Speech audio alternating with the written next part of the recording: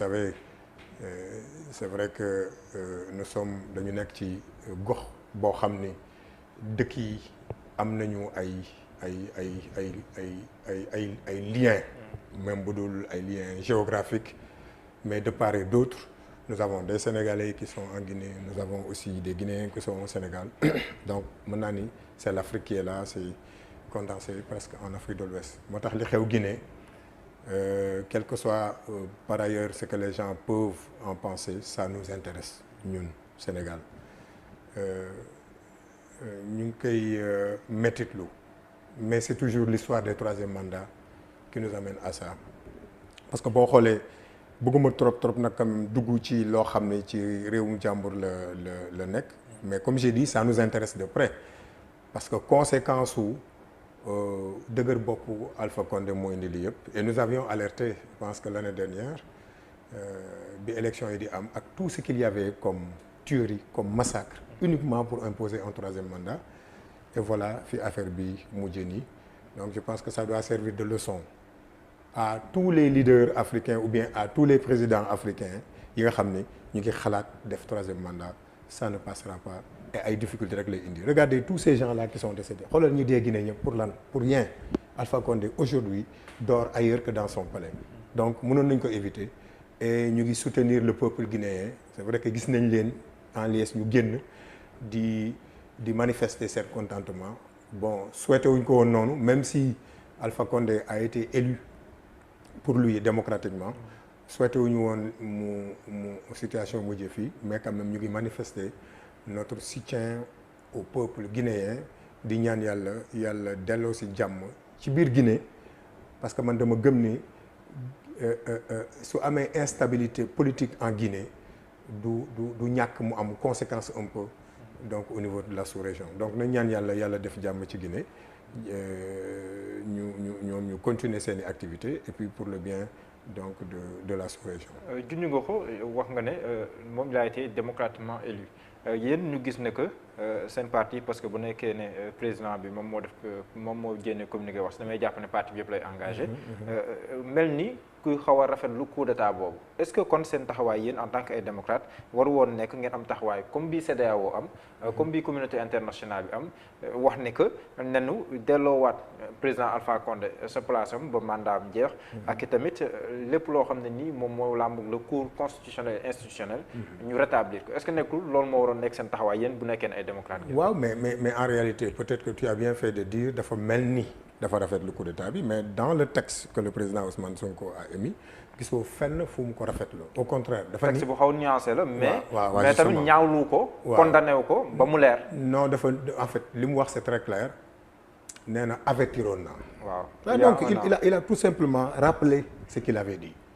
et que mooy li ma wax léegi c'est-à-dire que ça c'était prévisible et c'est ça le rôle d'un homme politique avisé muy xool un homme politique avisé dafay xool des situations yoo xam ni dafa am soit dans son pays ou bien dans la sous-région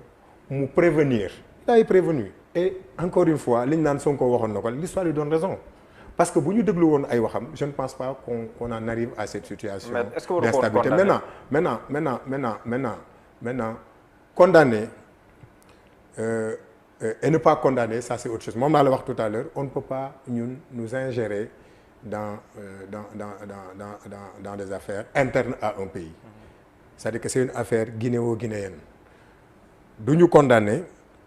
wala ñu ñàkk condamner li ñu wax leer na on avait prévenu yaa ngi may wax CEDEAO quand Alpha Condé par exemple s'imposait par la force mais fan la CEDEAO nekkoon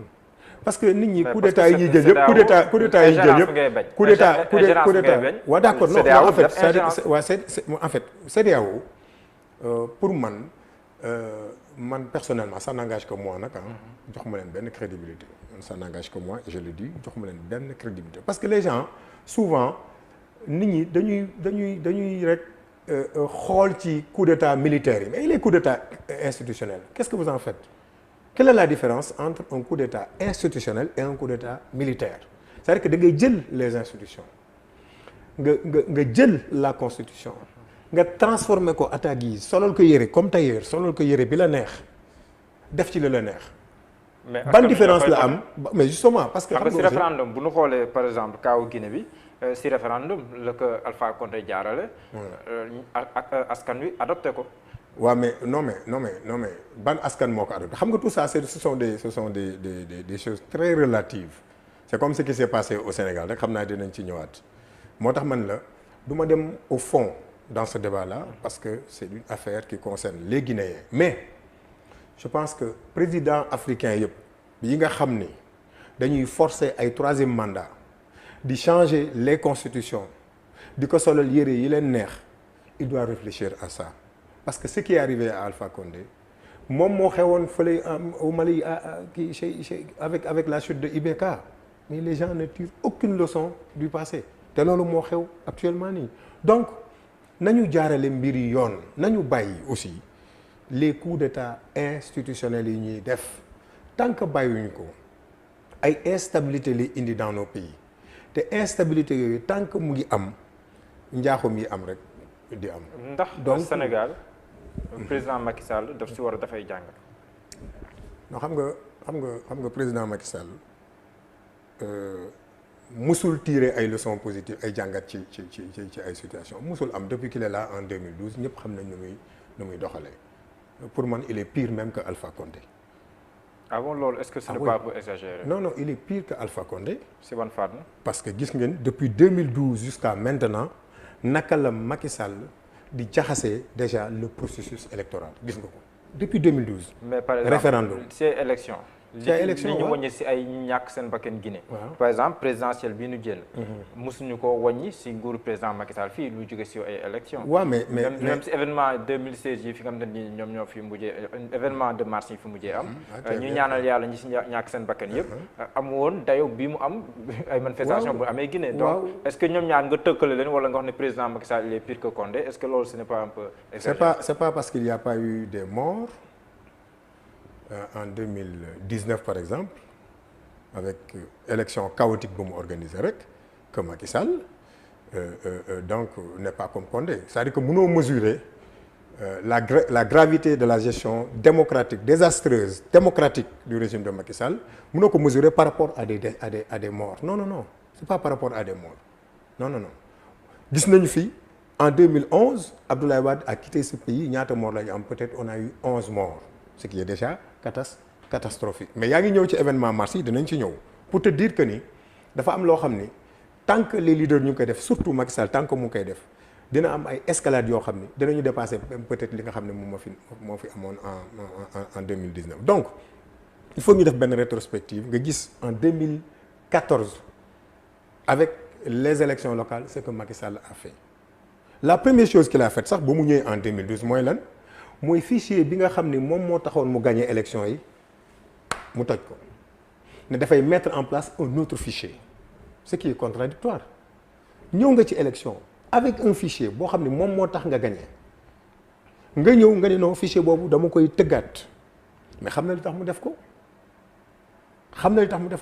parce que dans ses calculs il sait que ni avec ce fichier là comme am na incapacité notoire pour gérer ce pays du def 2 ans ci à la tête de ce pays te Sénégalais yi commencé wuñ ko weddi et c'est ce qui s'est passé Macky Sall deful 2 ans 3 ans sax defu ko Sénégalais yi commencé ko weddi quand on a vu Abdoulaye Wade retourner au Sénégal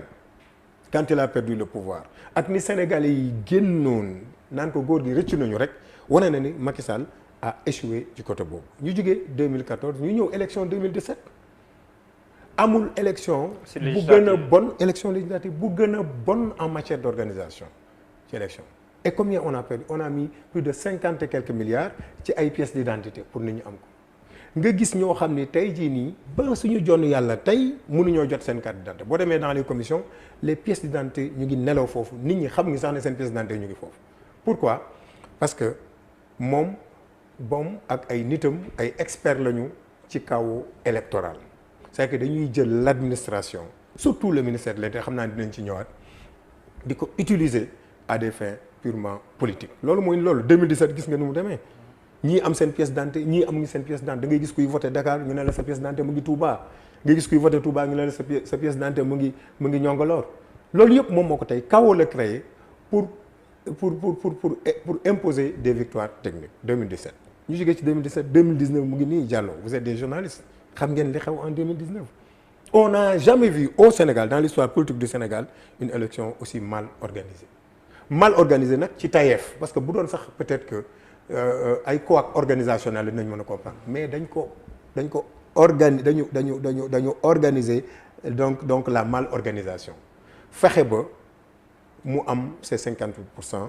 Néo gagné na élection te gisoo pour la première fois dans l'histoire politique du Sénégal un président gagné élection kenn félicité wu ko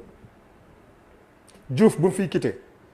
il a appelé Wade pour le féliciter. mais opposition bi dafa noonu du ko reconnaître. mais justement parce que xam nañ ni jaarul fi mu waroon a jaar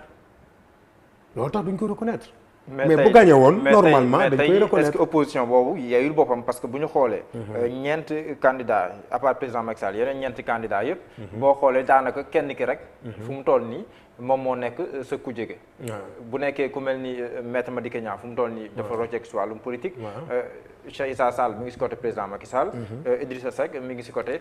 président Macky Sall. kon tey jii kon est-ce que kujje boobu noonu yeyul boppam tey. non yeyul boppam en fait xam nga nag ñun on a vu venir depuis que Macky Sall woote son fameux dialogue mais dialogue ñun nous sommes constants ca la ñu nekkoon ci la ñu nekk ba léegi on avait toujours dit que ñun on s'oppose que demuñu dialogue les gens ont tiré sur nous même une certaine opposition a tiré sur nous mais ba ñuy tiré ci ñun ñëpp xamoon nañu ñu ngi woon ci négociation te dégg nga ngóor si la mu wax nee na depuis 1 an ou même plus maa ngi doon waxtaan ak Macky Sall et pourtant booba yow nee na mu ngi woon ci dialogue bi ñun on avait compris et pourtant ñooñu noonu bu ñu leen toppoon ñun en 2019 kon dëkk bi peut-être am na beneen situation boo xam ni doon na fi xew mais on a refusé de servir de bras armé à des politiciens yoo xam ne gëmuñu dara et l'histoire nous a donné raison ñooñu nga xam ne dañu doon ñëw en 2010 dañu woo nañ leen taal réew mi nañ leen def lii ils sont partis rejoindre Macky Sall ñun nag. mais loolu président Sonko wax na ko ci président Idrissa Seck mais bi ma fi dalalee Yankhoba Diattara da ko weddi ba mu. oui mais bon xam nga aussi xam nga da ngay xool nit ci constance dans sa façon de faire ak la muy wax yow mënoo tëggale kàddu koo xam ni bu waxee tey lii bu ëllëgee mu wax leneen ak kàddu koo xam ni toujours il est constant. Le président Ousmane Sonko a toujours été constant dans ce qu'il fait ñoom mënuñu ko weddi mais Diattara du exemple ci côté boobu quoi koo xam ni amul lu mu yàqul Macky Sall bon les VAR sont là mën nañ ko génne amul lu mu doon yàq Macky Sall bu xëyee tey weddi lépp lu mu waxoon nga bëgg a tënkale kàddoom ak kàddu président Ousmane Sonko bon là je pense mais même président Ousmane Sonko tamit reproché na ko loolu dinañ si ñëwaat. waaw mais avec plaisir léegi si troisième mandat bi le président Macky Sall il dit ni oui ni non. Donc parce que yéen a ngi tëngale li xew Guinée di ko méngaleeg mbirum troisième mandat. Troisième candidature sax la ñu war a wax mais le président Macky Sall fu mu doon il dit ni oui ni non mais ndax jàpp nga ne pour clore ce chapitre là. ak lii nga xam te moom moo am Guinée. ak tamit li nga xam te ni moom mooy éveil bi nga xam te ni ñu ngi koy gis si wàllum askan wi si wàllum l'armée ñu ngi taxawee ndax jàpp nga ne fu mu toll nii bu nekkoon ne président Macky Sall loolu c'est projet la bokk bu nekkoon ne laa wax est-ce que jàpp nga ne lii mën na ko dissuader. oui mais non da nga naan li mu mujj wax mooy nii oui nii non mais avant waxul woon nii oui nii non dafa ni woon ñaari mandat laay def et que vérifié naa ko de telle sorte que kenn mënatul def ñetti mandat Sénégal ok da nga naan ci mujjantal bi la ne nii oui nii non mais nag comme ñun Macky Sall tàmmal nañu loolu tax waayam ji muy àndal actuellement ne muy Idriss Seck mës na ko wax mu ne kàddu Macky Sall laalo la ku ci jàpp barastiku xam nga waxoon na ko fi kàddu Macky Sall laalo la ku ci jàpp barastiku kon kay da nga ñu naan kàddoom nekk na laalo jóge ci ni duma dem léegi nag nii oui nii non la wax mais ñun ñàkk ko wax ak wax ko lañ yemale li xew dans la sous-région Cheikh Condé soxlawul mu di ko servir de leçon parce que li am Cheikh Condé même bu amul woon Macky Sall pare na ci nguur gi 2024 il ne sera pas candidat pour mu nekk candidat dafay jaar suñu kaw day jël suñu bakkan il ne sera pas candidat jarul nii oui jarul nii noonu na dellu ci kàddoom bu njëkk pour une fois dans sa vie xaw ma dans sa vie sax mais dans l'histoire politique du Sénégal pour une fois que Macky Sall respecte kàddoom mooy nu def 2 mandats mais amul nii oui amul nii non il ne sera pas candidat en 2024